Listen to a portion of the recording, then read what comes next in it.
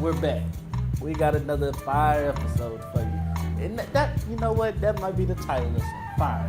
Because that's what I'm bringing. I'm bringing straight heat. Then we're going to cool down with that ice. So we got some Prairie View alpha men and a Delta woman. We're talking about Greeks here. We're talking about Greeks at PWIs. We're talking about Greeks all over. Ladies and gentlemen, I don't think y'all ready for what we doing today. Come on, take a ride with your boy. We finna go there. It's about time. Oh, damn. Look who on the show. That boy Marcel, a.k.a. a.k.a. Ray Knight. I got my girl Dalya. And you back. Okay. What's this episode about? Who you with? Ice. Who on with is Ice? I'm Ice, baby. Okay. Who you with? Delta Sigma Theta Sorority Incorporated. Well, goddamn. You with somebody? Ice. Alright, we talking about that Greek life today. Ray, I'm gonna talk to you. Go ahead and talk to me. So, you always want to be Alpha Man? I didn't know about Greek life before college, you know? Okay. I didn't even know I was going to be in college. But I got here, and I saw Greeks, and I was like, what's this about? What is all this about? And my CA actually was my dean. So he had a heavy impact on how I saw alpha men. So I'd say after my freshman first semester, I was dead set on alpha. Okay. Dalya? So for me, I was introduced into Delta when I was in middle school. My step coach was a Delta. Her husband was an Alpha. So for me, I grew up seeing all Delta in my life. So with that, the women who helped to raise me, the people who stepped up when my mom was at work all day, they were all Delta women. So when I got to Prairie View's campus and I saw the Eta Beta chapter put it in work, I saw myself in that. So that's what made me want to continue seeking Delta. Zante? My dad was an alpha man. I had a pastor that was an alpha man. And I was surrounded by a lot of alpha men that I didn't know were alpha men until finding out later. And just the way they carry themselves, the standards that they have for themselves, that was one of the biggest factors of me wanting to choose alpha. Okay. So, do you think there's a stigma placed on Greeks at HBCUs? Absolutely.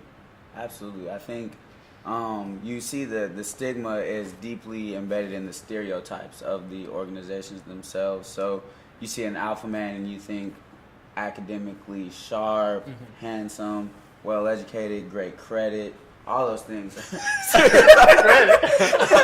All those things are stereotypes of alpha man. And I think the stigma, it varies at different universities, but it doesn't vary too far off. So. Yeah, I feel like there's definitely a stigma when it comes to being Greek at an HBCU.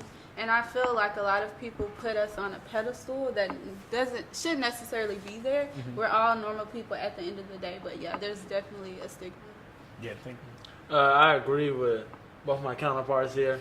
And some stereotypes are good, some of them are bad. One thing about the stigmas that we have, some of them also go deeper into just, especially being HBCU, being black.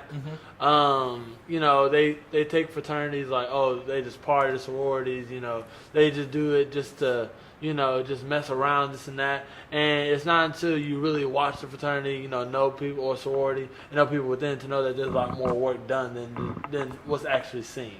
Okay. So, let's speak it on that. Do you think there's more people going in it for the fame aspect of it or for the service aspect of it? You want to answer one of those first? Because I want to dwell on that. I don't. Well, I mean, there's obviously, especially at HBCUs, when you join Greek, you being known will heighten. Obviously, your name will be out there. You know, you're not just, you know, Ray Knight, the student. You're like Ray the Alpha. You're not the Dalya. You're Dalya the Delta. So there's always going to be a heightened sense. I do believe that people do join fraternities, you know, to put in work to help better the fraternity. But one thing that we always say is that without sauce, you'll be lost, but you can get lost in the sauce. And I think some people don't prepare themselves for the level of responsibility that comes with it, and so they naturally get lost in the sauce. But I think from a very general basis, people get in there because they know the service that fraternities and sororities do. They know the history in the sense of what it's done for the black community and what it's done for the individuals that join. I like that. So let's go another route with it. PWIs. We know they have fraternities and sororities, but they're not what they are at HBCUs. So have you guys been to PWIs? Yeah. Yes. Okay, so tell me the difference between, and we're gonna take PV out of it, but just going to different HBCUs and seeing their Greek life, and then going to a PWI and seeing how their Greeks act. Well, I know we said we're going to take Prairie View out of it, but you can't. Prairie View Greeks are unique in their very own essence. I mean, Zeta, Beta, the Kappas here, they don't shimmy. The Alphas here, they don't use whistles. The Qs, they wear black boots. You know, Eta, Beta, they're firm. Like, you can't mess with no Eta, Beta around here. So, but when you go to other HBCUs, it's evident that we're not from that school because of how we run as a unit. And I think that's what separates Prairie View Greeks as a whole. And even you see the same thing at PWIs. You'll see their Greeks not even knowing other people, not even knowing other Greeks in their organization. So the Alphas really don't know any of the Qs at UT. The Kappas really don't know any of the Sigmas at Texas A&M. And then you can see that same thing a little bit at HBCUs, and it may not be that they don't know them at other HBCUs, but they don't necessarily mess with them at other HBCUs. The beef is like stern there. But here at PV, I feel like there is a little more Greek unity because I can travel to another HBCU and, like, let's say the Alphas will be there, Eta Gamma will be there, and then Zeta Beta will be there too. My cousin is a Kappa. So I see, Zeta Beta at another party. We at that same party with them. And the Sigma's trying to fight, them at that. So now the Sigmas at that school, they got the Alphas and the Kappas fighting them from PV because here at PV it's more like a family thing. I know every single Greek in this Greek circle. So I think that's one of the differences is the unity and the familiarity that we have with one another. I don't mean to cut you off real quick, but we see in the movies how Greeks at PWIs are. They're really into it. It's a frat. But here it's a sisterhood, it's a brotherhood. Yeah, they may have that, but it's on a different level. Like, it's actually a family atmosphere. Once you join that, it's a lifelong brotherhood. But over there, it's more like it's the party aspect of it. It's because you see how quickly they can get in. But here, it's kind of a process. You get what I'm saying? So, but I just want to say that. But if you want to piggyback off of that, and then your thoughts on what Ray answered. Yes, so piggybacking off of that, Greek life at a HBCU versus at a PWI is completely different because here we're able to comfortably be ourselves. What I was saying is that you don't necessarily have to carry the weight of the whole black culture on your shoulders when you're at a HBCU because we already have that culture established here. But when you go to a predominantly white institution, you have to represent your organization, you have to represent the whole MPAC, and then the black culture on top of that. So you really have to move in a certain way. You can't be at hump day fighting because at that point it's not, the Deltas were doing this to the AKs, or Deltas were doing this to the Zetas. It's automatically, those black people that go to our school were acting crazy. So I feel for our brothers and sisters that are Greek at different campuses that aren't HBCUs. So let's get to the big topic. Homecoming coming up. Set your homecoming out! Set it out! Hey! You already know. And don't mess we with could it now. already tell from how we're feeling. This is gonna be one of the biggest homecomings of all time. G-Ho, like that's G-Ho is what she called it. Oh my God. G-Ho, that's how she called it. Greatest homecoming ever. Can you tell me,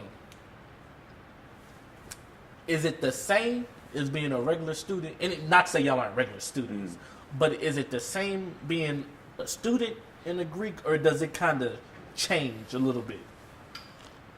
Y'all want to drizzle on that a little bit? I can speak on it based off of my experience. My first homecoming last year as a Greek versus my freshman year. So freshman year, you can go to different tents, you can do you and not have to worry about anything. As a Greek, it's like it's automatically a spotlight on you wherever you go. And then as a Neo, you're a servant at that point. So it's like you're not necessarily enjoying your homecoming. You're making sure that everybody who came before you is enjoying coming back to the hill. So this year, speaking, I'm still a Neo. I don't have any Neos under me, but I'm going to be able to enjoy it a lot more because we know all of the right things to do. We won't be running into those mistakes. So it's completely different from being a normal student versus being a Greek. I got you.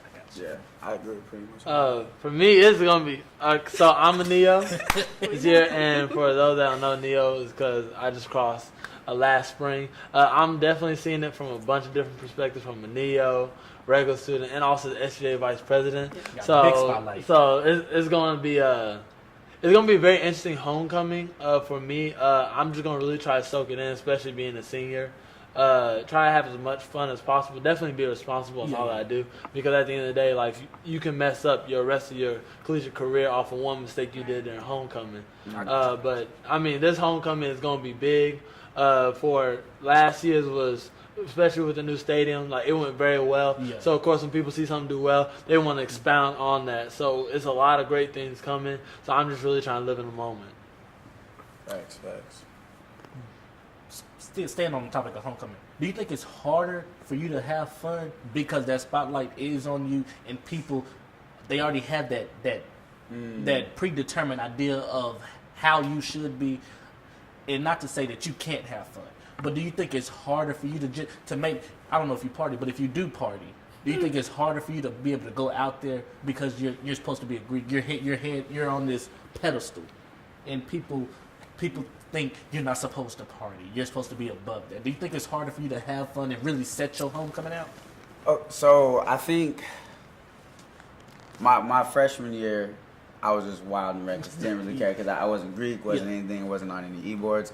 But my Neo year, I started to see how some of the Snapchats got on me, some of the lights start coming on at the party, especially when it's the actual party promoter guy and all you see is a big bright square and you don't know, you can't see who's behind the square.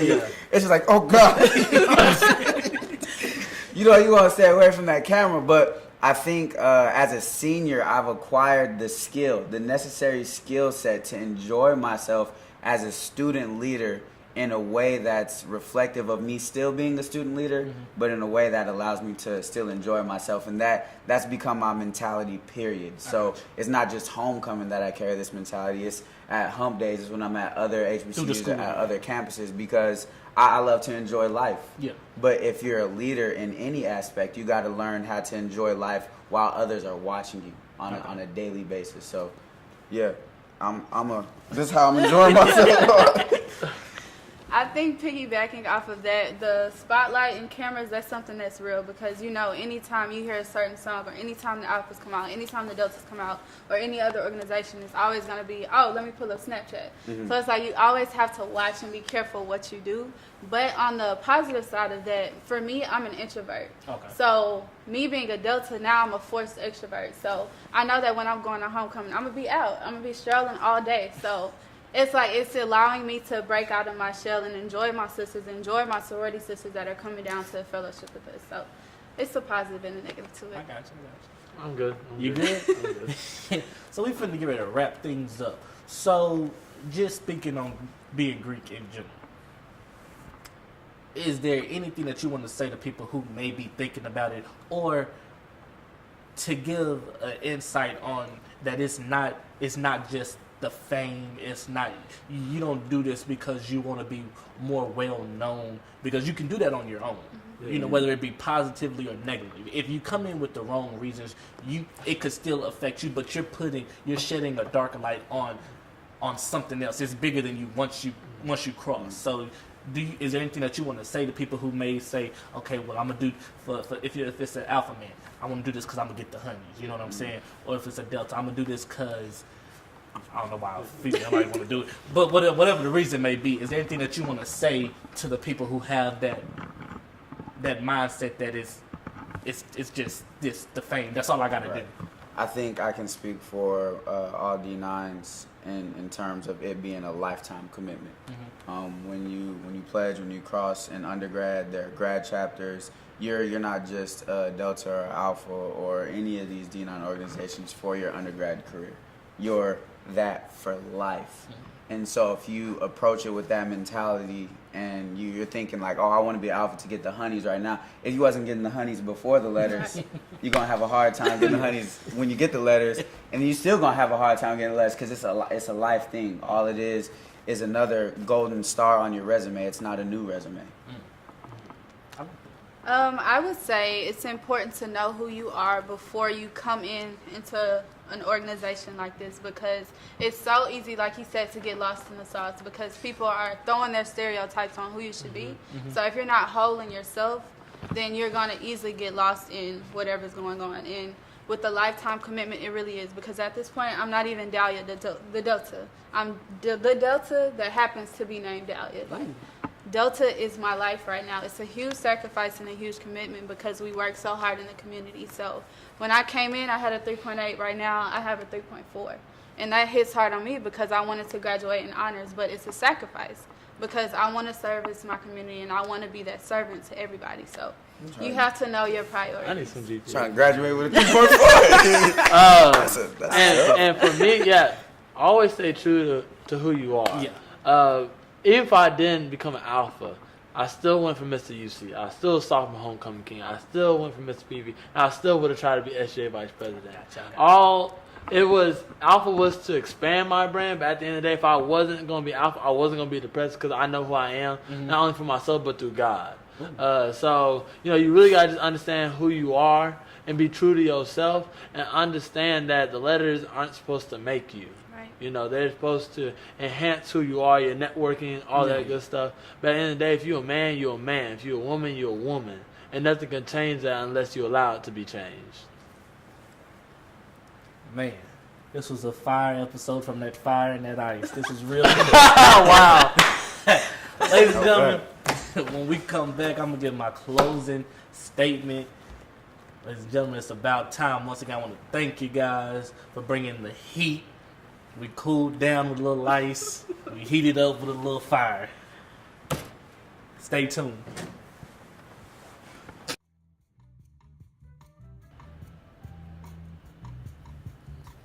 Ladies and gentlemen, we're back at it again. Let's talk about it. I guess what I want to tell you today, whatever you do it for the right reasons. Don't go out here and don't do it for the fame or the fortune. If you want to be a TV star, be a TV star because you love to act. If you want to be a judge, don't go out there because you want to send somebody to jail. Go out there because you want to help people. You want to guide them on the right path. If you want to be president, don't do it because you're going to hold one of the highest, you're going to hold a position of power, the highest in the land. Do it because you want to help the American people. It's time we start doing things for the right reasons. It's time we go out there and we do it for us. It's about time.